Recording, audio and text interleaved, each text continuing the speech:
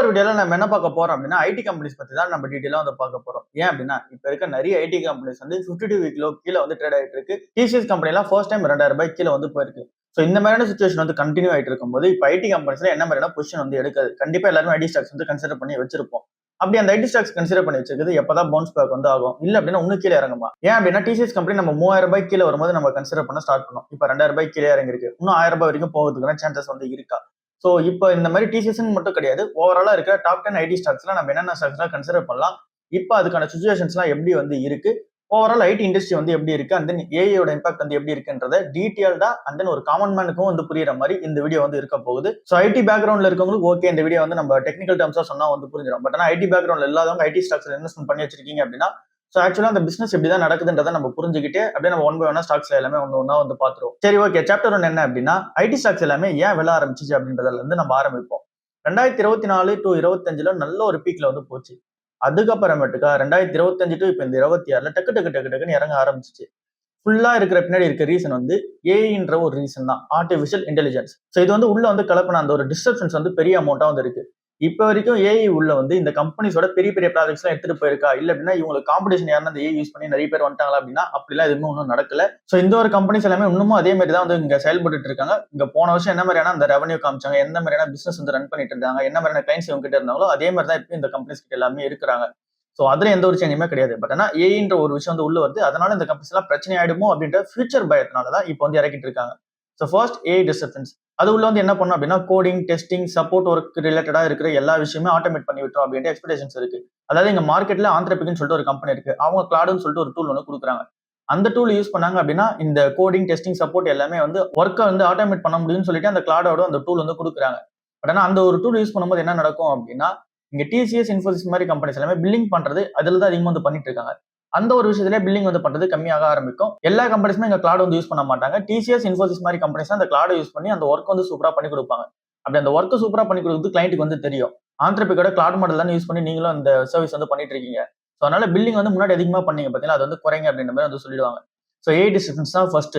அடுத்த ஒரு டிஸ்ட்ரப்ஷன் என்ன அப்படின்னா, இங்க பிரைசிங் ப்ரெஷரா வந்து இருக்கு. கிளைண்ட் எல்லாம் என்ன டிமாண்ட் பண்றாங்க அப்படின்னா, 10% காஸ்ட் வந்து கம்மியா வந்து பண்ணுங்க. கான்ட்ராக்ட் நம்ம வச்சிருக்க காஸ்ட்டை கம்மி பண்ணுங்க. இப்ப ₹100 நம்ம பண்ணிட்டு இருக்கோம் அப்படின்னா, அதை வந்து ₹80, ₹90 உங்களால பண்ணி கொடுக்க முடியும். அந்த அளவுக்கு பாத்தீங்க அப்படின்னா, இப்ப ஏஐ வந்து உள்ள வந்துருச்சு. சோ அதனால எங்களுக்கு அப்படி பண்ணி கொடுங்க அப்படின்ற மாதிரி அவங்க சைட்ல இருந்து பிரைசிங் பிரஷர் இருக்கு. அடுத்ததா குளோபல் லெவல்ல அந்த ஒரு டிமாண்டே ஸ்லோ டவுன் வந்து இருக்கு. யூஎஸ், யூரோப்ல வந்து டெக் ஸ்பெண்டிங் வந்து கொஞ்சம் ஸ்லோ டவுன்ல வந்து இருக்கு. அதுக்கு அடுத்தது அங்க டீல் சைக்கிள்ஸை பொறுத்தவரை அது வந்து லாங் ரன்ல வந்து இருக்கு. இதுக்கு முன்னாடி வரைக்கும் 3 மாசத்துக்கு ஒரு வாட்டி அந்த டீல்ஸ் எல்லாமே கரெக்டா வந்து நடந்துட்டு இருக்கும். பட் ஆனா இப்போ வந்து 6ல இருந்து 9 மாசத்துக்கு எடுத்துக்கிறாங்க அந்த டீல்ஸ் எல்லாமே அப்ரூவல் ஆகிறதுக்கு. அதுல ஒரு டிலே வந்து இருக்கு. சோ இது எல்லாமே இங்க கம்பைன் ஆயிதான் இந்த ஐடி ஸ்டாக்ஸ் எல்லாத்துக்கும் இது வந்து நெகட்டிவான நியூஸா இருக்கு. ரீசனால டக்கு டக்குன்னு இந்த ஸ்டாக்ஸ் எல்லாமே வந்து விழுந்திருக்கு. 30ல இருந்து 40% வரைக்கும் இப்போ வரைக்கும் நிறைய ஸ்டாக்ஸ் அதுக்கும் மேல வந்து பாத்தீங்கன்னா விழுந்திருக்கு மார்க்கெட்ல. சாப்டர் 2க்குள்ள வருவோம். இங்க ஐடி கம்பெனிஸ் உண்மையாவே எப்படி வந்து மணி மேக் பண்ணுவாங்க, அண்ட் தென் இந்த ஐடி கம்பெனிஸ் மணி மேக் பண்றது ஏஐ உள்ள வந்த ரீசனால எப்படி கம்மியாக போகுதுன்றதை டீட்டெயிலா வந்து பார்ப்போம். இந்த கம்பெனியோட ரெவன்யூ மாடல் எப்படி இருக்கும், டைமிங் அண்ட் மெட்டீரியல் பெஸ்டா தான் வந்து இருக்கும். அதாவது இப்போ ஒரு ப்ராஜெக்ட் எடுத்துட்டாங்கன்னு வச்சுக்கலாம். அந்த ஒரு ப்ராஜெக்ட்ல கண்டிப்பா இன்ஜினியர்ஸ் வந்து உள்ள இன்வால்வ்மெண்ட் ஆவாங்க. அந்த ஒரு இன்ஜினியர்ஸ் 1 ஹவருக்கு எவ்வளவு ஒர்க் பண்றாங்களோ அதுக்கேற்ற மாதிரி இங்க வந்து ரெவன்யூ வந்து வாங்கிப்பாங்க. அதுக்கு அடுத்ததா அதுல எவ்வளவு இன்ஜினியர்ஸ் ஒர்க் பண்றாங்களோ அதை பொறுத்து வாங்கிடுவாங்க. ஸோ ஒரு ப்ராஜெக்ட்டுக்கு எவ்வளவு வந்து நான் இன்ஜினியரை ஸ்பெண்ட் பண்றேன், அவர் எவ்வளவு மணி நேரம் வந்து ஒர்க் பண்றாரோ அதை பொறுத்து தான் அந்த ப்ராஜெக்டோட காஸ்ட் வந்து இருக்கும். பட் ஆனா இதுக்கப்புறம் என்ன நடக்க போகுது அப்படின்னா, ஒரு ப்ராஜெக்ட்டுக்கு எவ்வளவு எம்ப்ளாயி உள்ள வைக்கிறீங்க, இல்ல அப்படின்னா நீங்க எவ்வளவு மணி நேரம் எடுத்துக்கிறீங்க அப்படின்றதே உங்களுக்கு தேவையில்லை. நீங்க அவுட்கம் வந்து கொடுத்துருங்க, அதை பேஸ் பண்ணி நாங்க உங்களுக்கு வந்து ரெவன்யூ வந்து ப்ரொசீட் பண்ணிடுறோம் அப்படின்ற மாதிரி வந்து சொல்லியிருக்காங்க. சோ இதுக்கு முன்னாடி இருக்க மேன் பவர் பேஸ்டா வந்து ரெவன்யூ வந்து கொடுத்துட்டு இருந்தாங்க. பட் ஆனா இதுக்கப்புறம் ப்ரொடக்டிவிட்டி அப்புறம் அவுட்கம்மா எப்படி இருக்குன்றத பொறுத்து ரெவன்யூ வந்து கொடுக்க போறாங்க. இப்போ வரைக்கும் ரெவன்யூ கான்ட்ரிபியூஷன் எப்படி இருக்கு அப்படின்னா, நம்ம பார்த்த மாதிரி ஒரு ப்ராஜெக்ட்டுக்கு எவ்வளவு இன்ஜினியர் எவ்வளவு மணி நேரம் ஒர்க் பண்றாங்களோ அதுல இருந்து வர ரெவன்யூ வந்து 45 to 55% வந்து கான்ட்ரிபியூஷன் பண்ணுது ரெவன்யூல. ஒரு ப்ராஜெக்ட் எடுத்துட்டாங்க, ஃபிக்ஸடா இவ்வளவு தான் பே அப்படின்னு சொல்லிட்டு இங்க வந்து ஃபிக்ஸ் பண்றாங்க அப்படின்னா, அது வந்து 20ல இருந்து 30% ரெவன்யூ வந்து கான்ட்ரிபியூஷன் பண்ணுது. அதுக்கு அடுத்தது எங்க லாங் டேர்ம்ல நிறைய கான்ட்ராக்ட்ஸ் வந்து இருக்கும். அந்த நிறைய விஷயத்தை வந்து நம்ம மேனேஜ் பண்ணிட்டு இருக்காங்க ஐடி கம்பெனிஸ், லைக் வந்து இன்ஃப்ராஸ்ட்ரக்சர் வைஸ்ல. அதோட ரெவன்யூ வந்து 15ல இருந்து 20% வந்து இருக்கு. இப்ப புதுசா வந்திருக்கிற அவுட்கம் பேஸ்டான அந்த ரெவன்யூ மாடல் இப்பதான் க்ரோ ஆயிட்டு இருக்கு. ஐடி கம்பெனிஸ் எல்லாமே அதிகமா இது வரைக்கும் ரெவன்யூ மேக் பண்ணிட்டு இருக்குது. பில்லிங் பர் ஆரா தான் வந்து இருக்குன்றதை நம்ம பார்த்துட்டோம். அது வந்து இப்ப குறைய போகுது. இது வந்து செகண்ட் சாப்டர். சாப்டர் 3 என்ன அப்படின்னா, இங்க வந்து எந்த மாதிரியான இடத்துல இருந்து இந்த கம்பெனிஸ் எல்லாமே ரெவன்யூ மேக் பண்றாங்க. கண்டிப்பா இங்க இருக்கிற டாப் 10 ஐடி கம்பெனிஸ் எல்லாமே யூஎஸ்ஏல இருந்து அதிகமான ரெவன்யூ மேக் பண்றாங்க. 55ல இருந்து 65% ஆஃப் த ரெவன்யூ யூஎஸ்ஏல இருந்து வருது. அதுக்கு அடுத்ததா யூரோப்ல 25ல இருந்து 30% வருது. யூகேல 8ல இருந்து 10% வந்து வருது. இந்தியா அப்புறம் அதர் கண்ட்ரீஸ்ல வந்து பார்க்கும்போது 5ல இருந்து 8% வந்து வருது. இன்னும் இவங்க அதிகமா செக்டர் டிபெண்டன்ஸா வந்து இருக்கிறது பிஎஃப்எஸ்எல்ல அதிகமா இருக்காங்க. 30% அங்க இருந்தா ரெவன்யூ வந்து வருது. BFSI அப்படின்னா பேங்கிங், ஃபினான்சியல் சர்வீசஸ், இன்சூரன்ஸ் இங்க இருந்தா அதிகமான செக்டார் ரெவன்யூ வந்து வருது. அதுக்கு அடுத்ததா ரீட்டைல் டெக்னாலஜி அங்க இருந்து ஒரு 15-20%, மேனுஃபேக்சரிங்ல 10-15%, டெலிகாம்ல 10-12%. சரி, ஓகே. இது வந்து சாப்டர் 3 எந்தெந்த இருந்தா ரெவன்யூ வந்து ஜெனரேட் ஆகுதுன்னு தெரியும். ஸோ ஃபுல்லாவே வந்து டாலர்ல இருந்து அதிகமா வரப்போகுது, இல்ல அப்படின்னா யூரோ, பவுண்ட்ஸ்ல இருந்து அதிகமா வரப்போகுது. ஸோ எப்படி உள்ள வந்தாலுமே ருப்பி வந்து பாத்தீங்கன்னா டிப்ரிசியேஷன் ஆயிட்டு இருக்கு. ஸோ அதனால இங்க வந்து டாலர் அண்ட் தென் இங்க வந்து ஃபாரின் கரன்சில ஏர்ன் பண்றது நமக்கு வந்து பெனிஃபிட்டா இருக்கு இந்த ஐடி கம்பெனிஸ் நம்ம ஓன் பண்றதுக்கு. சரி, ஓகே. இப்ப ஏஐயோட இம்பாக்ட் ஆக்சுவலா வந்து மார்க்கெட்ல எப்படி இருக்கு அப்படின்னு சொல்லிட்டு வந்து பார்ப்போம். இப்ப வந்து ஏஐ பொறுத்தல டிமாண்ட் வந்து பாத்தீங்கன்னா இப்ப ரீப்ளேஸ்மெண்ட் வந்து பண்ணல. ஸோ கோடிங் வந்து இன்னும் 20-40% ஃபாஸ்டா வந்து பண்ணி முடிக்குது. டெஸ்டிங் பொறுத்தல இன்னும் ஆட்டோமேஷன் வந்து பண்ணிடுது. ஸோ அதனால டெஸ்டிங் அதுவே பாத்துக்குது. மெயின்டெனன்ஸை பொறுத்தல இப்ப மேன் பவரோட நீடு வந்து கொஞ்சம் குறைக்குது. இதனால என்ன நடக்குது அப்படின்னா இங்க ஒரு ப்ராஜெக்ட்டுக்கு இங்க சப்போர்ட்டிங்ல வந்து நிறைய லோயர் 1, லோயர் 2 சொல்லிட்டு நிறைய எம்ப்ளாயிஸ் வந்து ஒர்க் பண்ணுவாங்க. ஒரு ப்ராஜெக்ட்டுக்கு சப்போர்ட்டிங்ல நிறைய பேர் ஒர்க் பண்ணுவாங்க. அந்த லோ லெவலான ஜாப்ஸ் எல்லாமே வந்து இப்போ போயிடுது. எல்லாமே சாட் பாட்ஸ் மூலமா ரீப்ளேஸ்மெண்ட் வந்து பண்ணப்படுது. ஸோ அதனால மெயின் இன்ஜினியர் மட்டும் இருக்காரு. அவர் கூட வந்து 2 சாட் பாட்ஸ் வச்சுக்கிறாரு. அதாவது இதுக்கு முன்னாடி எப்படி மெயின் இன்ஜினியர் இருப்பாரு, அவர் கீழ வந்து 2-3 ட்ரைனிஸ் போடுவாங்க, இல்ல 2-3 ஃப்ரெஷர்ஸ் போடுவாங்களோ அதே மாதிரி இப்ப வந்து சாட் பாட்ஸ் வந்து உள்ள வந்துருச்சு. இதுதான் மெயினான இம்பாக்ட் வந்து இப்ப கிரியேட் பண்ணுது. ஆல்ரெடி இது வந்து ரன்னிங்ல வந்து இருக்கு. சரி, ஓகே. இப்ப டாப் 10 ஐடி கம்பெனிஸ் இப்படிதான் வந்து இருக்காங்க அப்படின்றத பார்ப்போம். இங்க எல்லா கம்பெனிஸோட பிசினஸ் மாடலுமே வந்து சேம் தான். எல்லாமே ஐடி சர்வீசஸ் ப்ரொவைட் பண்ற ஒரு கம்பெனியா தான் வந்து இருக்காங்க. டிசிஎஸ் பொறுத்தல அவங்க ஸ்ட்ராங்கான BFSI பிளேயரா வந்து இருக்காங்க.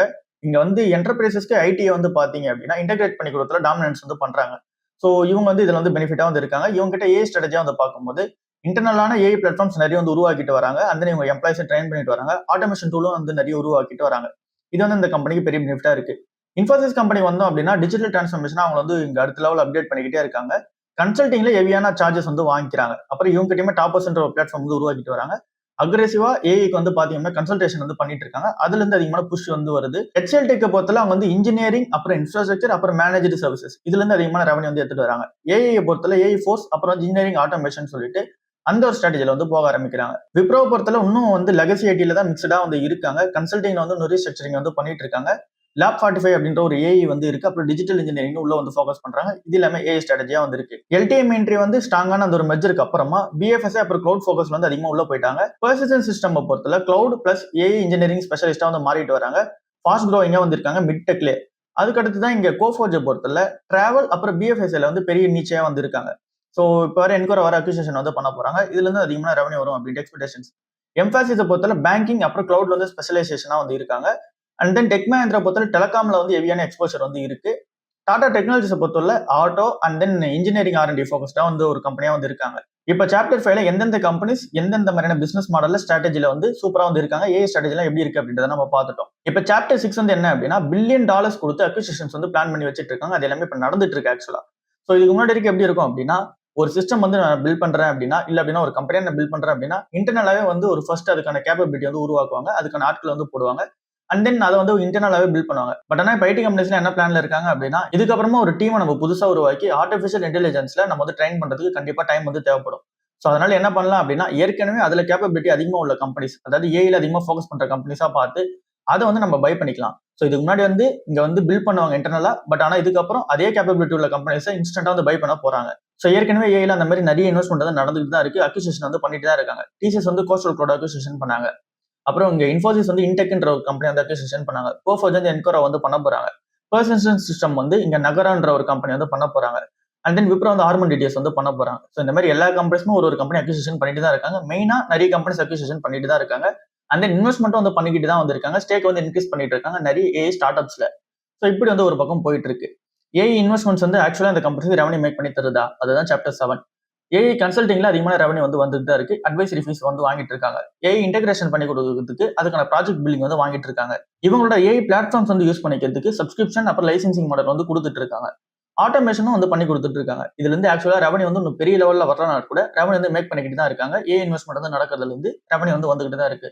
பட் ஆனா ரிட்டர்ன் ஆன் இன்வெஸ்ட்மெண்ட் பார்க்கும்போது ரொம்ப கம்மி. பட் ஆனாலும் வந்துட்டு தான் இருக்கு.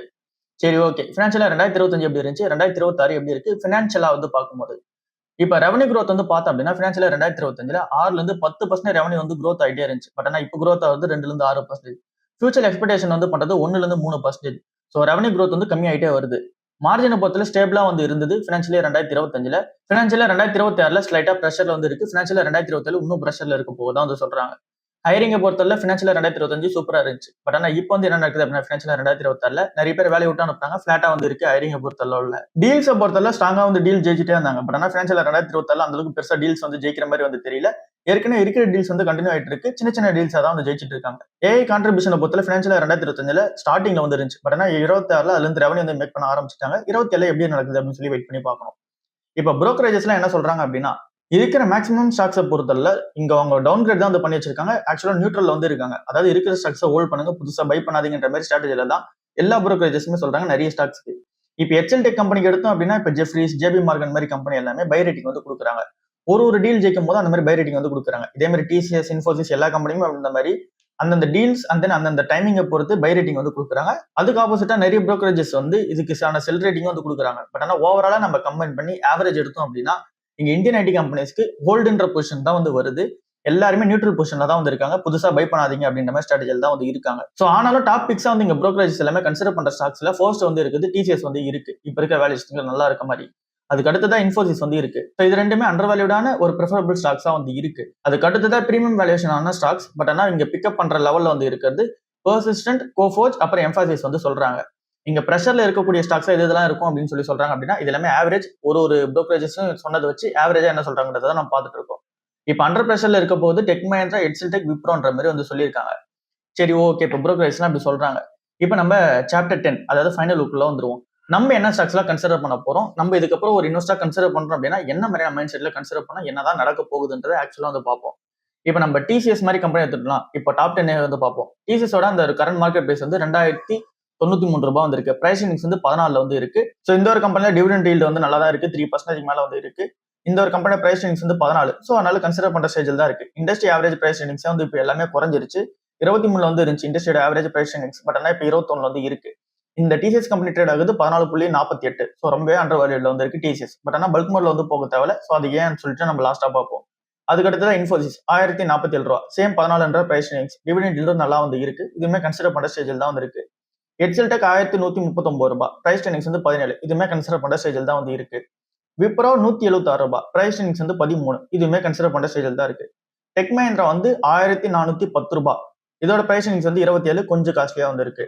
LTM entry 3757. பிரைஸ் இண்டெக்ஸ் வந்து 20 வந்து இருக்கு. ஓரளவுக்கு டீசெண்டா தான் வந்து இருக்கு. நீங்க டாப் 4 பிளேயர் தாண்டி ஒரு ஸ்டாக் வேணும் அப்படின்னா எல்டிஎம் என்ட்ரி பக்கம் போகலாம். ஆரக்கிள் ஃபினான்ஷியல் சர்வீசஸ் இங்க வந்து 11 ரூபாய் ட்ரேட் ஆயிட்டு இருக்கு. பிரைஸ் இண்டெக்ஸ் வந்து 37. கொஞ்சம் காஸ்ட்லியா வந்து இருக்கு. Persistent system and then Coforge ரெண்டுமே வந்து 38 பிரைஸ் இண்டெக்ஸ்ல வந்து இருக்கு. ரெண்டுமே காஸ்ட்லியா தான் இருக்கு. வெயிட் பண்ணி தான் பார்க்கணும். ஸோ இதை தாண்டி நம்ம எக்ஸாவர், டாடா எலக்ஸி எது எடுத்தாலுமே வந்து காஸ்ட்லியா தான் வந்து இருக்கு. எக்ஸாவர் மட்டும் 22 இருக்க மாதிரி இருக்கும். பட் ஆனால் அதை விட பெட்டரா நம்ம வந்து டாப் பிளேயர்லயே வந்து இருந்துப்போம். ஸோ இதுதான் வந்து இருக்கிற விஷயமா வந்து இருக்கு. சரி, ஓகே. இப்போ ஏன் இந்த ஸ்டாக்ஸ் எல்லாமே பல்க் மோட்ல போக தேவையில்லை? இப்போ நம்ம பார்த்தோம் பாத்தீங்களா, ஏஐ டிஸ்ட்ரப்ஷன்ஸ் வந்து கண்டினியூ ஆயிட்டு இருக்குன்ட்டு. இப்பதான் ஏர்லி ஸ்டேஜஸ்ல வந்து இருக்கு. அது வந்து போத் வந்து ரெவன்யூ வைஸ்லயும் சரி, அதே மாதிரி இந்த ஒரு கம்பெனிஸ் எல்லாமே இன்டெகிரேட் பண்ணிட்டு இருக்காங்க பாத்தீங்களா. ஒரு இடத்துலயுமே ஐடி சிஸ்டம் வந்து இருக்கும். ஒரு பெரிய கம்பெனிக்குமே ஐடி சிஸ்டம் வந்து இருக்கும். அந்த ஒரு ஐடி சிஸ்டம்ல வந்து நிறைய பார்ட்ஸ் வந்து இருக்கும். ஒரு பார்ட்லயுமே இப்பதான் ஏஐ வந்து பாத்தீங்கன்னா இன்டெகிரேட் வந்து பண்ணி கொடுத்துட்டே வராங்க. ட்ரெடிஷனல் ஐடி சர்வீசஸோட அந்த ஒரு வேலையை தாண்டி இப்போ அந்த ட்ரெடிஷனல் ஐடி சர்வீசஸ் உள்ள ஏஐ வந்து இன்டெகிரேட் பண்ணி கொடுக்குற வேலையை வந்து பார்த்துட்டு இருக்காங்க நம்மளோட ஐடி கம்பெனிஸ். ஸோ அப்படி பண்ணி கொடுக்கும் போது அந்த ஒரு கம்பெனிஸோட அந்த ஒரு ஒர்க்கிங் மாடலே வந்து பார்த்தீங்கன்னா மாற ஆரம்பிக்கும். ஸோ அதனால இன்னும் ஃபாஸ்டா வந்து இருக்கும். ஸோ அதுக்கப்புறமா கிளைண்டோட டிமாண்ட் வந்து வேற மாதிரி இருக்கும். இன்னும் கூட ப்ராஜெக்ட் கம்மியா பண்ணி கொடுங்க அப்படின்ற மாதிரி வந்து கேட்கறதுக்கான சான்சஸ் வந்து இருக்கு. ஸோ அப்படி கேட்கறாங்க அப்படின்னா அந்த மெயின்டெனன்ஸ் காஸ்ட் பண்றாங்க பார்த்தீங்களா, அந்த ஒரு காஸ்ட்டும் கம்மியாகிறதுக்கான சான்சஸ் இருக்கு. புது ப்ராஜெக்ட் எடுத்தாலும் கூட அந்த ஒரு ப்ராஜெக்டோட காஸ்ட்டுமே கம்மியாகிறதுக்கான சான்சஸ் வந்து இருக்கு.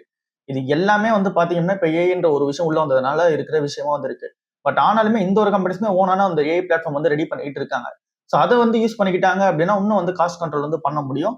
ஸோ இந்த மாதிரி விஷயங்களும் வந்து இருக்கு. ஸோ ஒரு இன்வெஸ்டர் ஆங்கிள் வந்து பார்க்கும்போது எல்லா கம்பெனிஸுமே இப்போதைக்கு ஸ்ட்ரகிள் ஆயிட்டு இருக்காங்கன்னு கேட்டீங்க அப்படின்னா பெருசா ஸ்ட்ரகிள் வந்து கிடையாது. புது அந்த ஒரு இன்னோவேஷனுக்கு வந்து அடாப்ட் ஆயிட்டு இருக்காங்க. அதுக்கேற்ற மாதிரி இன்வெஸ்ட்மெண்ட் வந்து பண்ணிட்டு இருக்காங்க. ஸோ இது வந்து இன்வெஸ்டர் அப்ரோச்சா பார்க்கும்போது ஸோ நம்ம சொன்ன கம்பெனிஸ் எல்லாமே கன்சிடர் பண்ற ஸ்டேஜில் தான் இருக்கு. அதை நம்ம என்ன இதெல்லாம் வந்து பார்த்துப்போம். ஸோ நம்ம வந்து இன்வெஸ்டர் ஆங்கிளை தாண்டி இப்போ வந்து ஒரு ஒர்க்கிங் எம்ப்ளாயியா ஒரு ஐடி கம்பெனில வந்து போகலாம்னு சொல்லி ட்ரை பண்றோம். இல்ல அப்படின்னா வந்து இப்பதான் வந்து கரியர் ஸ்டார்ட் பண்ண போறோம், ஐடி கம்பெனிஸ்ல போகலாம்னு சொல்லி ட்ரை பண்றோம் அப்படின்னா நமக்கு என்ன மாதிரியான ஸ்டேஜா வந்து இருக்கு. இதுக்கப்புறமா நம்ம வேலைக்கு போக போறோம் அப்படின்னா ஏஐ யூஸ் பண்ணி கண்டிப்பா நீங்க ஒரு ப்ராஜெக்ட் வந்து பண்ணிருக்கணும். அது வந்து ஏதோ ஒரு ஏஐ, அந்த ஒரு ஏஐல நீங்க வந்து ப்ரொஃபஷனலா வந்து இருக்கணும்.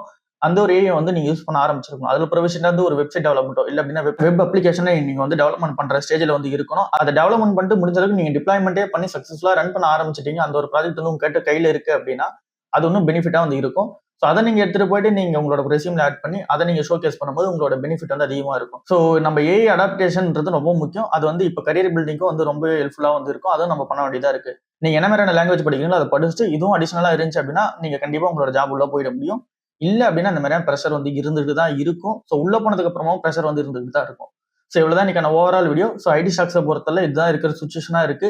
இப்போதைக்கு நமக்கு இருக்கிற சான்ஸா வந்து இருக்கு. அடுத்த ஒரு 2 இயர்ஸ்க்கு கண்டிப்பா வந்து பாத்தீங்கன்னா இந்த ஒரு சுச்சுவேஷன் வந்து இருக்கும் அப்படின்றது எக்ஸ்பெக்டேஷன்ஸா வந்து இருக்கு. ஸோ அதனால ஆப்பர்ச்சுனிட்டிஸ் வந்து நமக்கு இருந்துகிட்டே இருக்க போகுது. ஸோ அதனால நம்ம வந்து பொறுமையாவே கன்சிடர் பண்ணுவோம். ஸோ அர்ஜென்ட் பட்டு நம்ம வந்து போக தேவையில்ல. ஸோ இவ்வளவுதான் இன்னைக்கான ஓவரால் வீடியோ. அடுத்த வீடியோ சந்திப்போம். பாய்.